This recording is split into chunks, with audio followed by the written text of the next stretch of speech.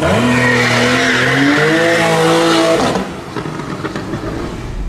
guys, so it is the 31st of March 2015 and this is my 6th monthly ownership update video on my Astra.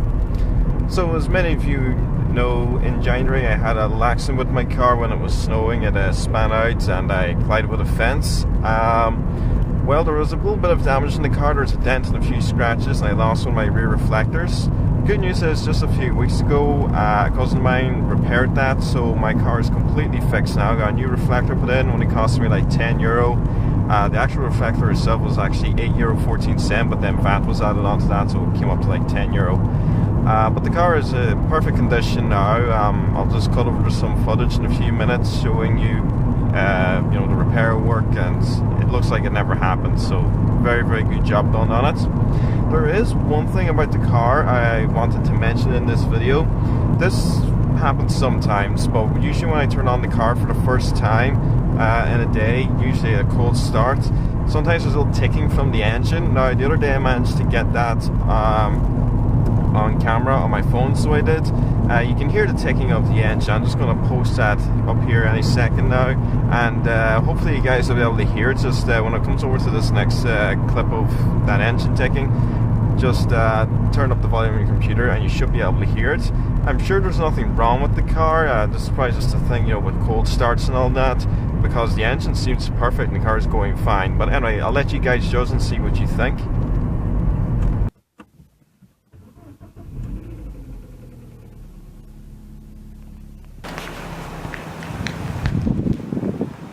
So as you can see on the boot lid, all the scratches are gone. Car's a little dirty at the moment. Got your rear reflector in.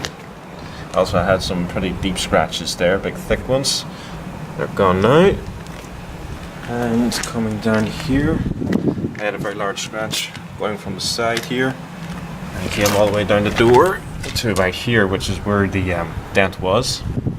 As you can see, it's perfectly done now. You wouldn't think there's ever any damage. And also, I think right around here there was a part of the dent that went in this far. That sill was bent a wee bit. But the car is in perfect condition now, just needs to be washed.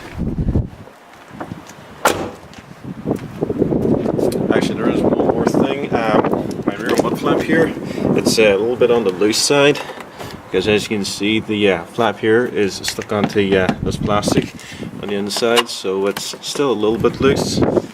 It's still hanging on anyway. Might look about getting that replaced sometime soon. Other than that, the car's in pretty good condition.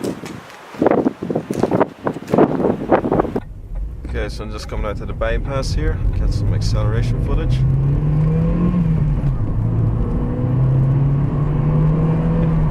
Very strong pull from this car. So anyway, I'm sure there's nothing wrong with the engine, as I'm sure you guys heard that little ticking noise. It's probably nothing anyway. Other things regarding the car, you know, it's still going absolutely perfect. I've got 115,287 kilometers on the clock so far, and you know, no complaints regarding the car. Unfortunately, you guys got me on a very wet and windy day in Donegal, apparently. So anyway, other things I want to talk about.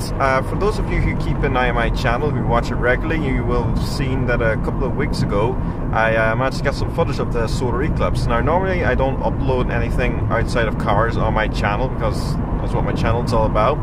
But you know, a friend of mine who's very interested in astronomy and meteorology and stuff like that was going out, and I decided I'd tag along and see if I could get the eclipse on camera. It was a cloudy day, but luckily, as you guys will see in the video, I managed to get some good footage.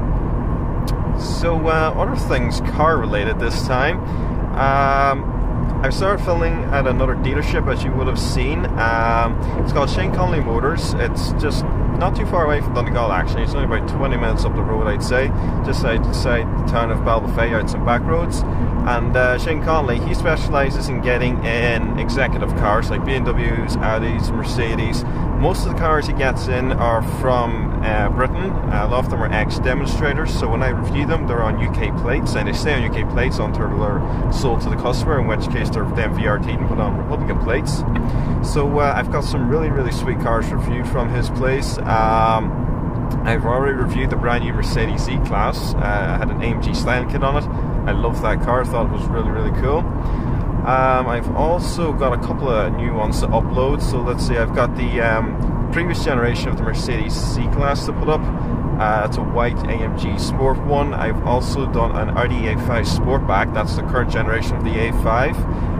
Upcoming cars, I have to do the current generation of the Audi A6, which he already has, tomorrow, which is Wednesday, the 1st of April, so it is. He's got the 2006 Chrysler 300C coming in, which I'm really looking forward to. I've seen a few 300Cs around Donegal. They're, you know, rare enough, so they are. You don't see a lot of them, but he's getting one in anyway. So it's a 2006. It's got a 3-litre turbo diesel engine from Mercedes. So looking forward to that review. Maybe I'll get test driving it. I don't know. I'll see. I've never actually test driven any of his cars, so we'll have to talk about that. And I'm sure he's going to have plenty more cars for me to come in the future. I need to ask him if he's going to be getting in the new Mercedes C-Class or the BMW 4 Series, because those are the kind of cars he seems to import. So hopefully, if I do get the 4 Series or a new Mercedes C-Class in, it'll be through Shane Connolly Motors. It's the most likely dealership anyway.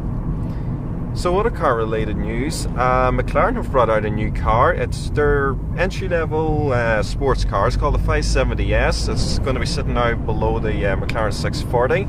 I've seen photos of it. I still have to write up an article on it. It looks really, really nice. It's got a twin turbo V8 and it puts out 570 horsepower, as the name would suggest. So it's a nice looking car anyway. You guys will see the article hopefully very soon when I have it up. So, other car related news, the new Mercedes C-Class, which I know I was briefly talking about there at Shane Connolly's place. I was looking at one the other day. It was outside another dealership that I don't review at.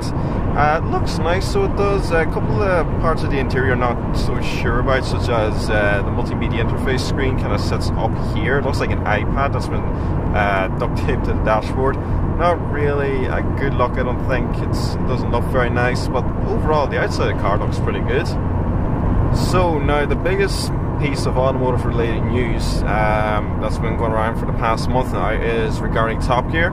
So I know there's a lot to talk about in this, and I know a lot of people have been talking about it, so I'm going to go through it as briefly as I can, because I don't want to be here all day. But as everybody knows, Jeremy Clarkson was involved in what they are calling a fracas with another producer from the show. The producer is an Irishman called Oisin Timon. Now, from what I've gathered, he punched them during an argument over food, basically. They were out having dinner in a hotel in North Yorkshire. I believe they were drinking alcohol, and Jeremy punched Oisin because Jeremy didn't get, I believe it was steak for dinner. It sounds stupid, but rather unfortunately, Jeremy did punch the producer, and as you guys know, if any of you follow Top Gear, he's gotten in a lot of trouble in the past, and that little incident in Argentina sure as hell didn't help things. And he was left on his last warning after the racial slur regarding that eeny, meeny, miny, mo rhyme he done with the Toyota GT86 and Subaru BRZ. That really was his last warning from the BBC, and unfortunately Jeremy has went and balls the whole thing up by punching that producer. So he was suspended for a while, but now the BBC have officially fired Jeremy. He still has some contract with the BBC though, where he has to do the remaining Top Gear live shows that are currently going on. There's ones I think in Australia and Belfast. So the BBC says he still has to do that because the BBC don't want any, trouble from the fans, with recalling tickets and whatnot and cancelling the shows. So Top Gear, they have to do that show, but as far as the future of Top Gear show on TV, as we know it goes, I think it's pretty much over, really. I mean, the BBC are saying, oh, we'll get new presenters in, but everybody knows that the reason why Top Gear was so popular and successful is not because they were good car reviewers and because they had awesome cars in the show, but the chemistry between Jeremy, Richard and James, the sense of humour between them all, that is not something that you can replace. That's what made the show so good. So them three presenters, as James May said in an interview, come really as a package, So now that Jeremy is gone from Top Gear, Richard and James have decided to follow with him. So there's a good chance that all three of them presenters, they're going to start their own shows somewhere else. Sky TV and ITV have been writing to them, making them offers. The most realistic one I've heard so far is Netflix, because Netflix actually wrote to Jeremy and said, if you come do a show for us, a car show, just like Top Gear, you'll have full control over it, okay? So you're not going to be tied down with all these, how would you say, you're not going to be tied down like the BBC did, you know, you're not going to be allowed to say this, you're not going to be allowed to say that. So basically Jeremy will have complete control over his own show if he decides to go with Netflix. Now there are a lot of rumours going around, nobody really knows what the heck's going on at the moment. James May has been very comical about this whole thing. I've been looking at his Twitter page. He's made up a YouTube channel now where he's put up 2 funny clips. Well, they're not really funny clips, but he's basically playing songs on a recorder, but he's doing funny tweets about being unemployed and all that. So, I don't know, it's unfortunate. Top Gear, in the format it's been filmed now, it's been around since 2002, so it's a pity it's come to an end so abruptly, but there you go, these things happen.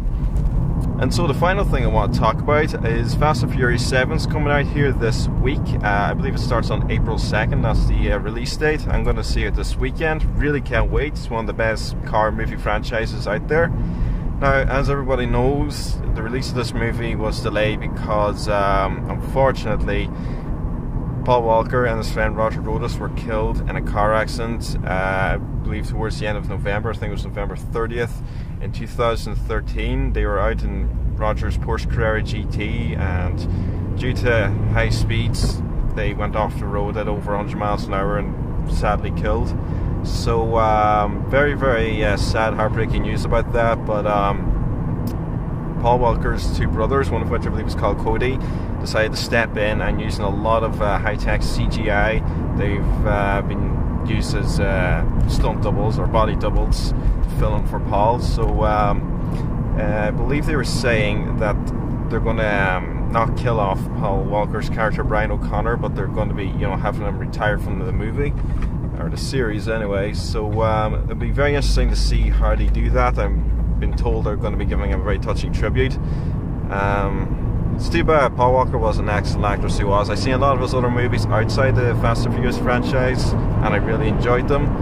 But unfortunately, these things do happen. But I'm looking very forward to Furious 7 anyway. It should be an awesome movie.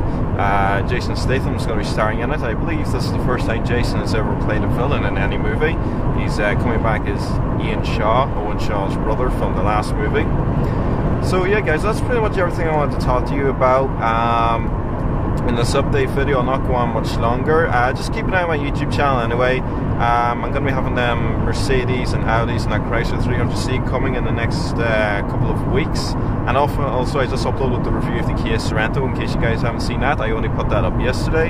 So hopefully I'll have a lot more high-end executive cars coming in the future. So thanks for watching guys, see you again.